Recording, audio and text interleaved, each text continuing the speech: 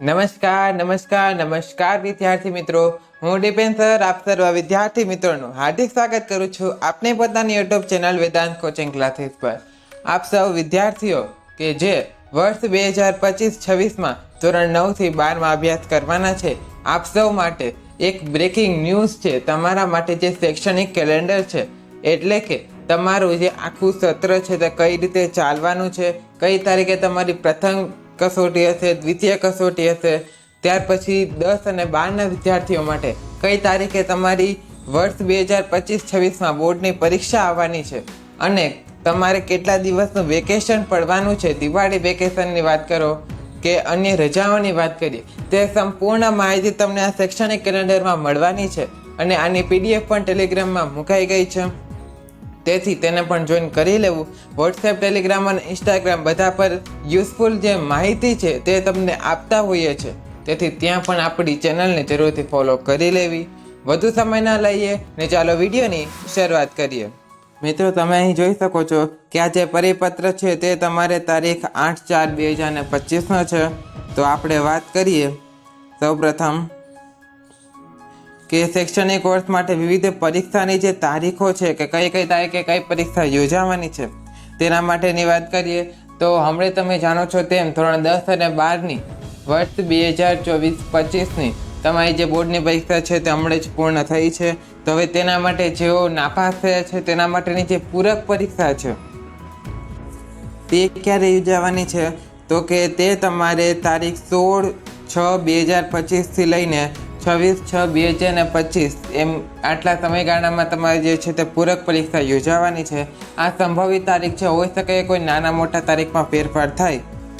ત્યાર પછી પ્રથમ પરીક્ષાની વાત કરીએ ધોરણ 9 થી 12 અને 12માં ધોરણ 12, 11 અને 12 તેમાં બધા પ્રવાહની વાત છે। ધોરણ 9 થી 12માં તમારી જે પ્રથમ કસોટી છે, પ્રથમ પરીક્ષા, તે તમારે તારીખ 11/9/2025થી લઈને 20/9/2025 આ તારીખની વચ્ચે આ સમયગાળામાં યોજાશે। ત્યાર પછી જે 10 અને 12 માટે પ્રિલિમ કસોટી કહીએ અને 9 અને 11 માટે જે દ્વિતીય પરીક્ષા છે તે તમારે તારીખ 16/1/2026થી લઈને 24/1/2026 સુધીમાં તમારે યોજાવાની રહેશે। ત્યાર પછી પ્રખરતા શોધ કસોટી એટલે કે જે સ્કોલરશિપ એક્ઝામ હોય છે તે ધોરણ 9ની યોજાય છે તે 28/1/2026ના યોજાવાની છે। પછી બોર્ડના વિષયની શાળા કક્ષાએ જે લેવાની પરીક્ષા છે, એટલે કે તમારે જે કોમ્પ્યુટર અને પીટી વિષયની જે વૈકલ્પિક પરીક્ષા લેવાય છે અને 12માં પણ લેવાતી હોય છે, તે તમારે તારીખ 30/1/2026થી લઈને 3/2/2026ની વચ્ચે યોજાવાની રહેશે। ત્યાર પછી જે પ્રાયોગિક પરીક્ષા છે, એટલે કે જે ધોરણ 12માં સાયન્સમાં એટલે કે વિજ્ઞાન પ્રવાહમાં અભ્યાસ કરે છે તેમને જે પ્રેક્ટિકલ એક્ઝામ હોય છે તે તમારે તારીખ 5/2/2026થી લઈને 13/2/2026 સુધી યોજાવાની રહેશે।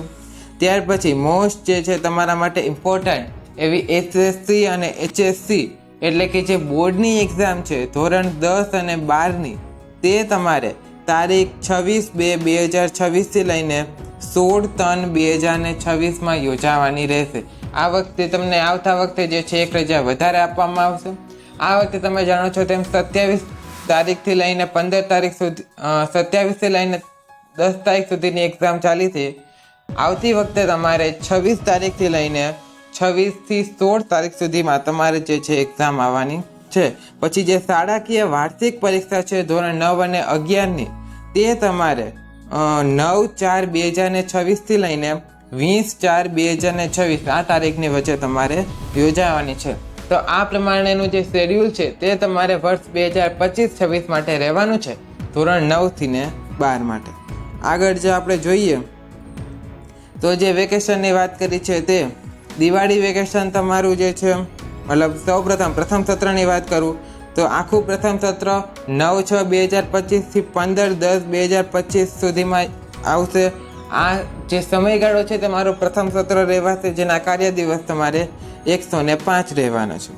ત્યાર પછી દિવાળીનો વેકેશનની વાત કરીએ, જેની સૌ વિદ્યાર્થીઓને જાણવાની ઉત્સુકતા હોય છે તે તમારે તારીખ 26/10/2025થી 5/11/2025 સુધીનું તમારું દિવાળી વેકેશન રહેવાનું છે વર્ષ 2025-26માં, જેમાં કુલ તમારે 21 દિવસની રજા મળશે. દ્વિતીય સત્રની વાત કરીએ તો 6/11/2025 થી લઈને 3/5/2026 સુધી તમારું દ્વિતીય સત્ર ચાલવાનું છે, જેમાં તમારે કુલ 114 દિવસ હશે કાર્ય દિવસ.